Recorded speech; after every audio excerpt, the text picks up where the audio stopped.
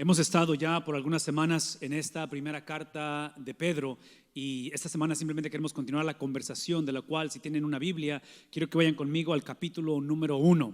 Conforme buscan este pasaje de primera de Pedro capítulo 1 en sus Biblias o en sus teléfonos, precisamente es esta temporada en la cual estamos en casa y nos forza a usar este tipo de medios de comunicaciones donde definitivamente agradecemos la bendición y agradecemos a ustedes que nos permitan estar con ustedes a través de esta pantalla. Pero cuando pienso en pantallas, cuando pienso en este tipo de herramientas, sea en teléfonos, sea en tabletas, sea en computadoras o eventualmente en televisiones, muchos de ustedes están en televisiones, usando su televisión esta mañana, es que es una bendición siempre y cuando funcione.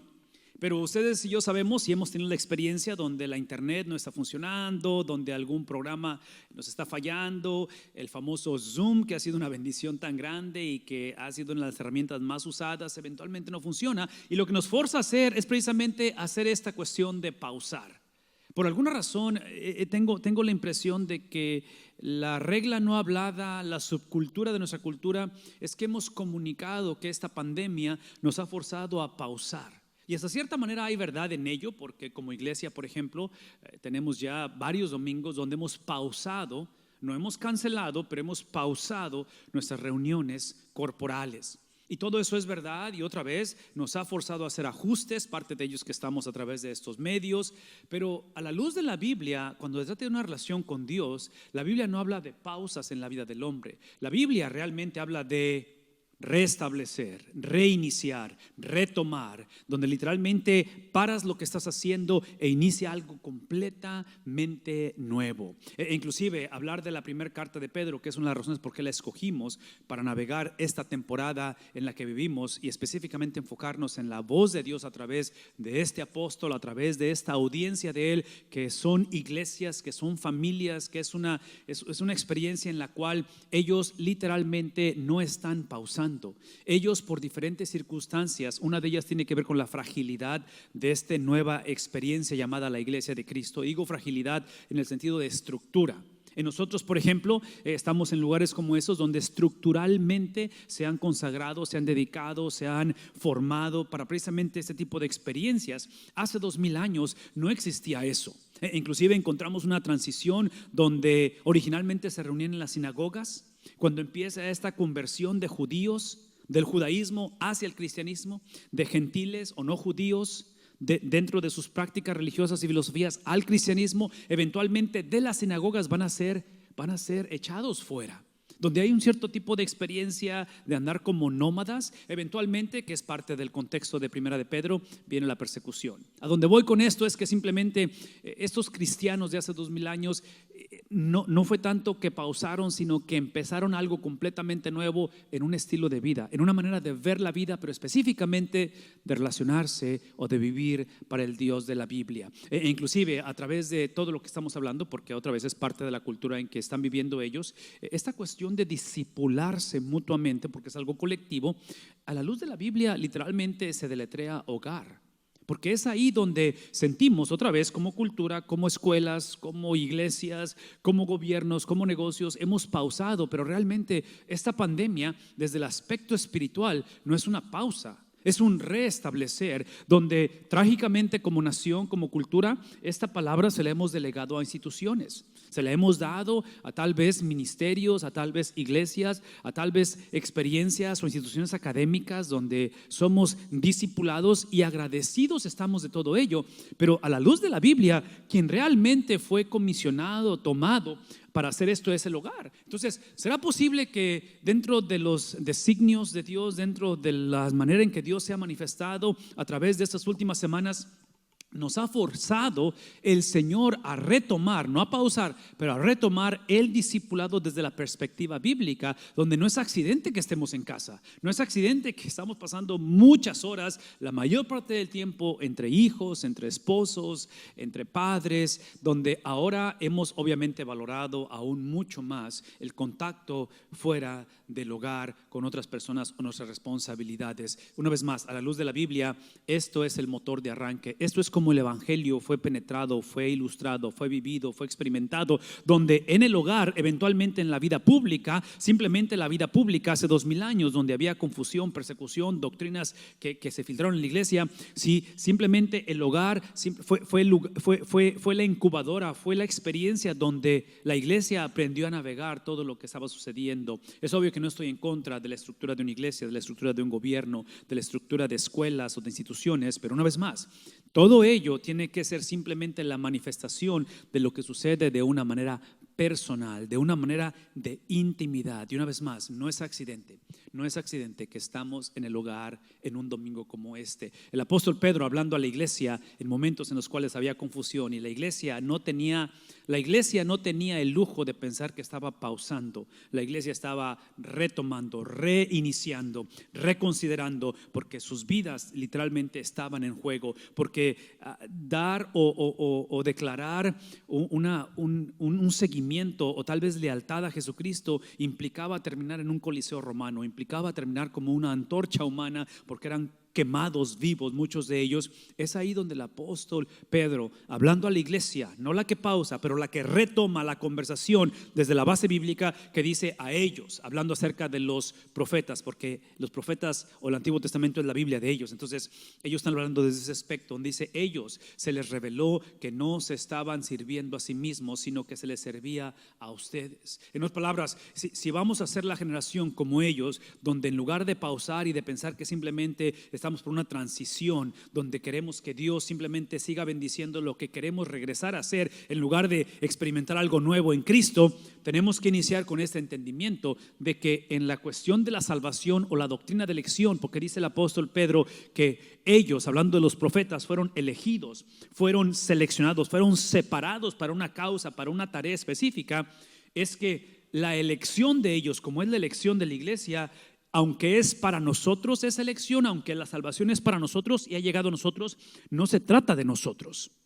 La iglesia hace 2000 años estaba batallando con eso, porque una vez más, en momentos de dificultad, en momentos de confusión, típicamente sentimos, lo vivimos como hoy en día, donde lo que expone es que siempre hemos pensado que aunque Dios es para mí, pero Dios literalmente tiene que ser mi sirviente cósmico. Bueno, el apóstol Pedro está diciendo, no se trata de eso, es de que la elección de ellos es para revelar este mensaje, el cual era para ustedes. Entonces, todo lo que está diciendo es que la salvación del hombre, el hogar, la iglesia, el gobierno, la vida, es simplemente el vehículo para un mensaje más grande que el propio y eventualmente para bendecir a otros. Es aquí donde él les recuerda y dice, ok, eso que les reveló, esa revelación de sí mismo, esa revelación que es el Mesías nacido en un pesebre, eventualmente es puesto en un madero y en cuestión de horas puesto en una cruz y obviamente crucificado, sepultado y resucitado. Ese mensaje, esa revelación es la predicación del evangelio. Sueñen conmigo. Si vamos a ser la generación donde no solamente pausamos, pero literalmente reconsideramos, reestructuramos, retomamos, a lo mejor lo que hemos olvidado o a lo mejor lo que nunca hemos considerado es que el evangelio no son simplemente historias acerca de cómo yo conocí a Jesús. El evangelio no es simplemente un testimonio de cómo yo era así antes y ahora mira lo que Cristo ha hecho conmigo. El evangelio inicia con Cristo. Y el evangelio es simplemente en el contexto del hogar hablar las palabras de Cristo, creer lo que Él dijo de sí mismo. Eventualmente lo que decimos lo llevamos a práctica. Por eso es que el evangelio es la combinación de ambas cosas. En el hogar tenemos que enseñarnos, hablarnos, cantar. Dice el apóstol Pablo que hablemos con cánticos espirituales, con salmos, con himnos. En otras palabras, que hablemos lo que Cristo dijo de sí mismo, lo creamos y que eventualmente sea traducido en una conducta o en un estilo de vida. Por eso es que el apóstol Pedro está diciendo a la iglesia, prediquen el evangelio entre ustedes, no dejen de predicar, no se confundan, no prediquen versiones del evangelio, distorsiones del evangelio, de tal manera que una característica de predicar el evangelio, una característica de discipular en el hogar, una característica de literalmente hacer la vida, aunque Dios nos ha bendecido, pero la vida no se trata de mí, es cuando reconocemos que esa labor es exclusivamente la obra del Espíritu Santo. La labor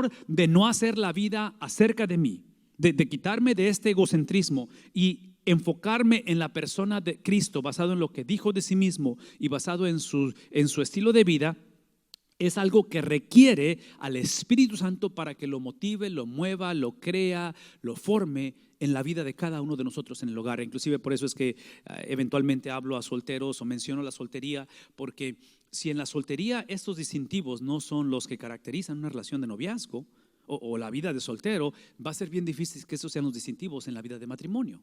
En otras palabras, necesitamos entrar al estándar que la Biblia presenta a nivel iglesia, a nivel relación, porque Pedro está diciendo, literalmente esta es una advertencia, la situación de la iglesia hace 2000 años iba en dirección hacia conflictos, simplemente porque el mundo es gobernado por Satanás, temporalmente.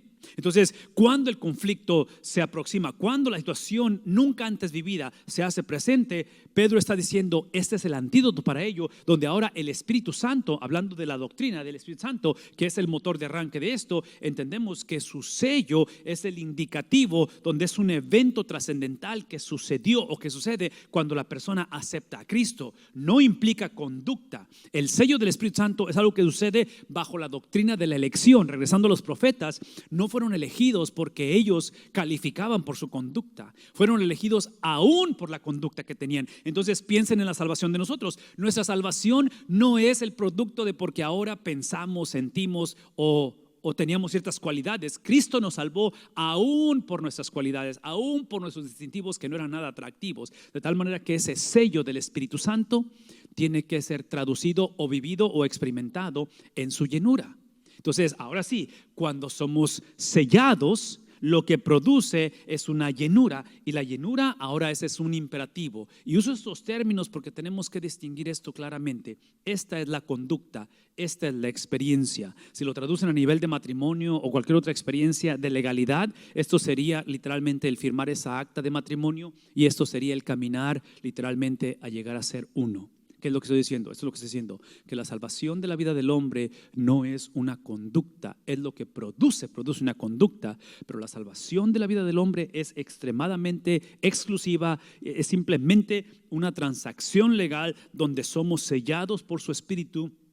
Y Pablo dice en Romanos que nada nos puede separar del amor de Dios.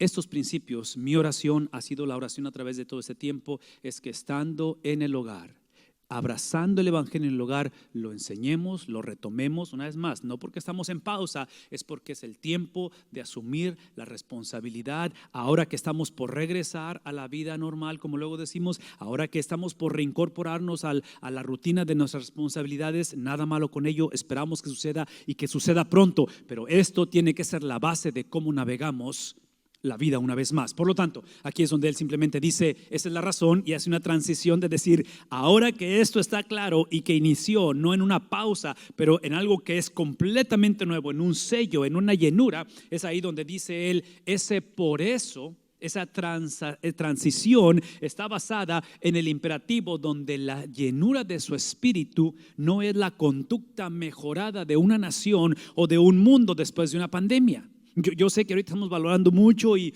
no podemos esperar ni imaginar la celebración que tendremos como iglesia cuando nos congreguemos una vez más, y soñamos y oramos para que sea pronto, pero cuando vengamos, cuando nos congreguemos, cuando regresemos a las escuelas, a las universidades, a los trabajos, no es para tener una mejor conducta o tener ciertas actitudes que ayuden o que no regresemos a como era antes la vida. Es que esta es la oportunidad de mantener la conducta o expresar la conducta o vivir la conducta de Cristo. Entonces, hace 2000 años, cuando la iglesia estaba atravesando las experiencias más difíciles, cuando veían a los mártires, cuando veían al gobierno hacer lo que estaban haciendo con ellos, es el momento en el cual Pedro dice, tienes que expresar la conducta de Cristo. Y es por eso que entendemos que esa conducta de Cristo no es lo que lleva a la salvación, es el producto o el resultado de la salvación. Por eso es que él simplemente está diciendo, por eso esa conducta, esa experiencia es la que te lleva a actuar o a pensar inteligentemente. Trágicamente, esta generación era parte de presa, eran víctimas donde la iglesia continuaba a ser infiltrada por movimientos gnósticos o filosóficos griegos, de tal manera que separaban lo que pensaban con lo que hacían. Entonces, si esto representa la conducta de Cristo tiene que estar conectada en cómo pensamos. Y la manera en que estaban pensando estas iglesias no estaba conectada a la conducta de Jesús. De tal manera que dice Pedro, si realmente ustedes han sido sellados y llenados, que son dos experiencias diferentes, no es la misma cosa. Ser salvo no implica que actuamos como salvos, y eso lo sabemos obviamente, ¿verdad? O sea, no tengo que explicar eso. Pero el hacerlo uno en su totalidad es que ahora actuemos o pensemos con inteligencia y tengamos dominio propio. No porque esto va a cambiar la situación, pero porque esto va a ser expuesto en medio de la situación. Y esto es donde él está diciendo, tiene que haber una agresividad, una violencia en cuestión de la mentalidad, una decisión independientemente de la condición, donde nos movamos de defendernos del enemigo a ofender al enemigo. Obviamente que estoy hablando de Mateo capítulo 16. En Mateo capítulo 16, Cristo dice, basado en la confesión de Pedro, que él es el Cristo, el Hijo del Dios viviente, Cristo dice, Pedro, porque no te lo confesó sangre ni carne, sino mi Padre que está en los cielos. Y dice, bajo esa confesión edificaré mi iglesia. No está diciendo, voy a hacer a la iglesia inmune de pandemias. Todo lo que dice es que la va a edificar. Es obvio que no sabemos cómo la edifica, pero estamos aprendiendo que la edifica a través del sufrimiento. Y termina diciendo Mateo 16, y las puertas del Hades, ¿sí? Las puertas del Hades no prevalecerán contra la ofensiva de la iglesia. Entonces, parte de esta transición de pensar, de actuar con inteligencia, con dominio propio, es el hogar actúa ofensivamente en contra del enemigo, de tal manera que ahora lo que produce no es tanto un cambio de circunstancias, produce a una generación de hombres y mujeres que conforme nos incorporamos a la vida cotidiana, salimos de los hogares para impactar y transformar el mundo, lo hacemos con un sentido de certeza. No vamos al mundo para ver qué sucede y ojalá no volvamos a caer en otra pandemia o la economía no se venga para abajo. Todo lo que hacemos es que independientemente que suceda. Pablo dice en Filipenses 1:21 que para mí el vivir es Cristo y el morir es ganancia, porque tengo una certeza. Esa certeza es simplemente la habilidad de que en el hogar, unos con otros, nos une la confianza. Y esa confianza o esa fe es la habilidad de creer o de experimentar su confiabilidad. No podemos divorciar esto porque es importante tener fe, pero nuestra fe se traduce o se deposita en su fidelidad, en el Dios que independientemente que suceda, es el Dios que está creando en nosotros algo completamente nuevo. Observen lo que dice, esa esperanza, esa confianza en su confiabilidad es simplemente la que nos lleva a la razón de la confiabilidad. Y si somos honestos, estando y viviendo una situación bastante crítica, trascendental, si somos honestos, lo que necesitamos es simplemente retomar, reconsiderar la gracia de nuestro Dios. ¿Por qué? Una vez más, en lo que dice, porque Él dice pongan su esperanza completamente en la gracia. No está diciendo que pongamos nuestra esperanza en el Dios que va a cambiar las circunstancias. ¿Las puede cambiar? Sí. ¿Oramos? Claro que oramos, pero es el punto, que aun cuando la situación no cambie, lo que Él ha prometido, eso es lo que Él ha prometido, Filipenses 4:13, todo lo puedo en Cristo que me fortalece. Esa es la gracia. La gracia no es de que puedo hacer todo en la vida, porque es obvio que no podemos hacer todo. La gracia es que aun cuando no puedo hacer todo, aun cuando estoy limitado, aun cuando hay pérdidas, Él promete fortalecernos. Esa es la gracia. Por lo tanto, esa gracia es simplemente reconocer que mi confianza tiene un objeto. En otras palabras, la vida sin Cristo, la vida de otras religiones, el problema no es que no tenga, si mucha gente tiene confianza, mucha gente piensa positivamente, mucha gente tiene esperanza y todo eso es bueno y es necesario. La pregunta no es si tenemos esperanza o confianza, la pregunta es quién es el objeto de esa confianza. Es ahí donde Él simplemente nos lleva a pensar y dice, lo que produce al final, produce en el contexto de hogar hijos obedientes. Y digo hijos obedientes porque me interesa mucho la obediencia, pero esa obediencia tiene que estar basada en una relación. Sí, una vez más, la obediencia tiene que estar basada en una relación. En otras palabras, no obedecemos porque tenemos, obedecemos porque podemos, porque somos hijos de Dios. Y hemos explicado esta relación con Dios, de que es una transacción legal. De que el ser hijo de Dios no es simplemente que me siento ser hijo de Dios o es porque soy pariente de no sé quién y porque mi conducta y por mi historial. Estamos hablando de una transacción legal que se llevó a cabo hace 2 semanas. Celebramos la Semana Santa o la crucifixión de Jesús, donde legalmente Él nos declaró inocente a través de su justicia. Él nos entregó su perfección de tal manera que nosotros legalmente, como hijos de Dios, Dios nos ve como si nunca hubiéramos pecado. Él es la persona en la cual nos ve, donde nosotros, basado en Cristo cumpliendo la ley, nos hace copartícipes de ellos, y Dios nos ve como que nosotros hemos cumplido toda la ley y eventualmente legalmente le pertenecemos a Él. Una vez más, esto habla de una transacción legal, no de conducta, pero a la misma vez, observen que esa obediencia, porque la obediencia es no negociable, es simplemente qué es lo que motiva la obediencia, no es hacia una relación, pero es desde una relación. En otras palabras, obedecemos no para pertenecerle, pero porque le pertenecemos, y porque nada nos puede separar de su amor. De acuerdo a lo que Pablo enseña en Romanos, es que tenemos nuestro motor de arranque. Una vez más, no es tanto porque tenemos que obedecer, pero es porque deseamos obedecer. Y ese deseo de ser hijos obedientes, observen, se refleja en detener una actitud, de detener un patrón. El pensar, esto es lo que yo argumentaría esta mañana, es de pensar que estamos en una etapa de pausa. No estamos pausando, estamos creando algo completamente nuevo. Cuando regresemos a nuestras reuniones corporales, no podemos seguir siendo o pensando como pensábamos antes, sino literalmente tomar completamente y asumir la responsabilidad de dejar de ser amoldeados o de ser moldeados de tal manera que nuestros deseos personales o nuestra agenda de preferencias o aquello que simplemente era algo propio nada más. Aquí es donde tenemos que entender que cuando se trata de la doctrina de elección, que es el amor que Dios ha manifestado desde escogiendo a los profetas, escogiendo a los apóstoles, escogiendo a la nación de Israel, escogiendo a la iglesia, escogiendo tu hogar, escogiendo mi familia, ese amor existe literalmente para darnos lo que más necesitamos, que es una relación condicional. No hay mejor manera de ilustrar esto sino simplemente entender que al salir de casa tenemos que ahora usar una máscara, cubrir nuestra boca. Ahora, cuando salimos de casa, que está restringido todo eso, tenemos un montón de condiciones, no porque el gobierno, no porque la gente quiere controlarnos, es para protegernos y la protección de nosotros mismos. Traduzcamos eso en la relación con Dios. Cuando hablamos de un Dios que nos ha amado, que escogió a los profetas, que escogió a los apóstoles, en fin, esa cuestión de elección para salvación, tiene que haber una condición. La pregunta es, ¿cuál es la condición? Observen lo que está diciendo. Aparentemente, esta generación que habían sido seleccionados, elegidos por Dios para una relación, trágicamente estaban viviendo una relación sin condición. En otras palabras, querían el privilegio de un amor de Dios para con ellos, pero querían una relación en la cual ellos gobernaban. De tal manera que Pedro está diciendo, no se amolden a los malos deseos, no sigan esos patrones, porque si cometemos el error de pensar que Dios nos ama y que podemos hacer lo que querramos, en lugar de ser condicionados por su espíritu, seremos condicionados por espíritus.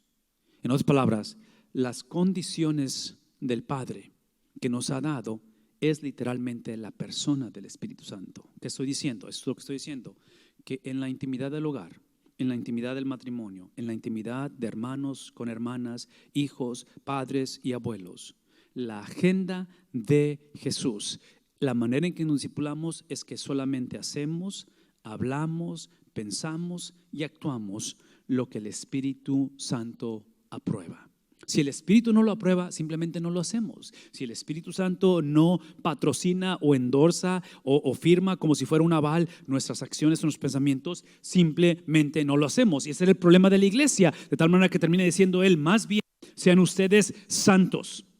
Lo que produce al final es simplemente el grupo de personas que, a través de pasar por el valle de sombra y de muerte, que es la característica de esta iglesia, lo que expone no es una generación que está exenta de problemas, es una generación que será refinada a través del fuego. Es a través de esta pandemia, a través de las limitaciones, que entendemos que las condiciones que el Espíritu ha establecido para nuestras vidas es para protección. Y la protección que necesitamos literalmente es de que el que nos llamó es santo. ¿Qué estoy diciendo?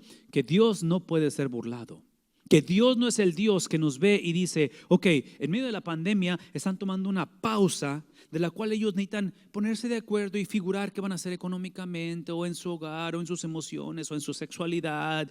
Y cuando finalmente decidan qué hacer, van a venir a buscarme para continuar una relación y yo bendecirles. Si ese no es Dios.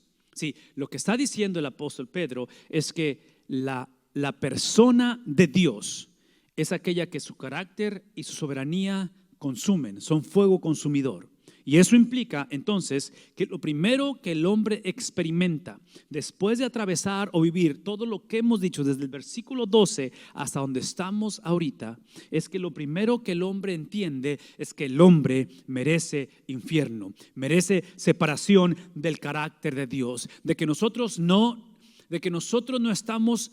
La respuesta o la necesidad que tenemos no es de una pausa para simplemente mejorar o cambiar la conducta y seguir avanzando en la dirección que queríamos. Sí, eso no es lo que hace la persona de Dios. Dios cuando Él interviene, Dios cuando Él se hace presente, Dios cuando nos hace sus hijos, Dios cuando crea esa relación con nosotros, lo que implica es que lo primero que Él expone es nuestra separación de Él, porque Él solamente se puede relacionar. Toda persona que es hijo de Dios es porque se ha alineado, ha abrazado, ha obtenido, ha literalmente hacer el reset que estamos hablando. Es el volver a empezar con una identidad completamente nueva. Por lo tanto, cuando hablamos acerca y Pedro está diciendo que el que nos llamó es santo, está exponiendo que su santidad nos separa de Él. Lo hermoso del evangelio, y esta es la parte que tenemos que dejar esta mañana en claro, es que así como Él nos ha separado de Él a través de su santidad, hace 2000 años